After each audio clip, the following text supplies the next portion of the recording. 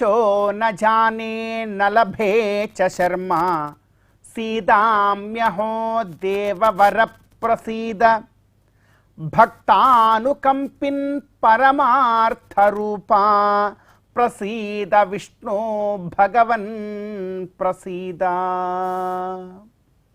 అత్యంత పవిత్రమైనటువంటి ఈ జ్యేష్ఠ మాసంలో శుభోదయ వేళలో దేవదేవుడైనటువంటి శ్రీమన్నారాయణుణ్ణి, కలియుగ ప్రత్యక్ష దైవమైనటువంటి శ్రీ వెంకటేశ్వర స్వామి వారిని పరిపరి విధాలుగా శరణాగతి చేస్తూ ఉత్తమమైన ఈ జ్యేష్ఠమాస శుభోదయ సమయాన్ని మనం చరితార్థం చేసుకుంటూ ఉన్నాం.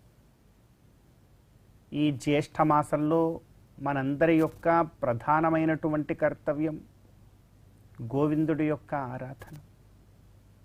గోవిందుణ్ణి ఎంతగా భక్తి ప్రపత్తులతో మనం ఆరాధన చేస్తామో అంత గొప్పదైనటువంటి ఫలాన్ని మరి మనందరం కూడా పొందవచ్చు. భగవత్ కైంకర్యం కన్నా కూడా మించినటువంటి కార్యం, భగవత్ కైంకర్యం కన్నా కూడా ప్రధాన లక్ష్యభూతమైనటువంటి కార్యం మనకి లోకల్లో ఇంకేదైనా ఉన్నదా అనంటే లేదనే మనం చెప్పాలి. ఎందుకంటే మానవ జన్మము ఉన్నదే భగవత్ కైంకర్యం కోసం. అందుకే మనం అంటున్నాం, దిశో న జానే న లభే చ శర్మ. భగవత్ కైంకర్య రూపమైనటువంటి మార్గమే కనుక మనకు లేకపోతే ఈ లోకంలో పుట్టినటువంటి మనకు దిక్కే లేదు.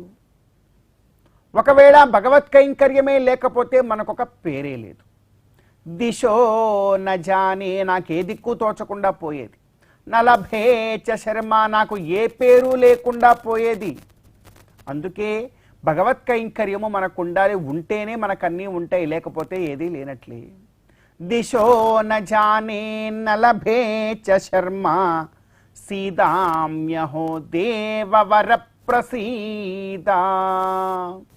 నాకేది కూడా వద్దు, సీదామి, ప్రశాంతంగా ఉంటాను. ఎలా? దేవవర ప్రసీద, దేవతలందరిలో కూడా గొప్పవాడైనటువంటి ఓ గోవింద, నీవు నన్ను అనుగ్రహిస్తే నేను చాలా ప్రశాంతంగా ఉంటాను.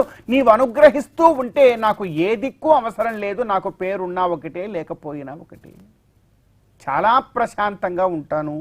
దిశో న జానే న లభే చ శర్మ సీదామ్యహో దేవవర ప్రసీద భక్తానుకంపిన్ పరమార్థరూపా. భక్తానుకంపిన్, భక్తుల యందు విపరీతమైనటువంటి అనుకంపారూపమైనటువంటి అనుగ్రహము కలిగినటువంటి వాడా ఓ గోవింద.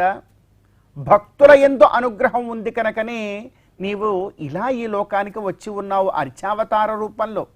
లేకపోతే ఆ వైకుంఠంలో పరరూపంలోనే నీవు ఉండేవాడివి తప్ప అత్యంత సులువైనటువంటి అర్చావతారాన్ని గ్రహించి మాకు చేరువలో నీకెందుకు వస్తావు? అందుకే భక్తానుకంపిన్ పరమార్థరూప ప్రసీద విష్ణు భగవన్ ప్రసీద. మరి మా కోసమే అర్చావతారంలో వచ్చినటువంటి ఓ గోవింద ప్రసీద ప్రసీద ప్రసీద అంటున్నాం. అంటే ఎప్పుడూ కూడా మా యందు ప్రసన్నుడవై నీవు ఉండుగాక.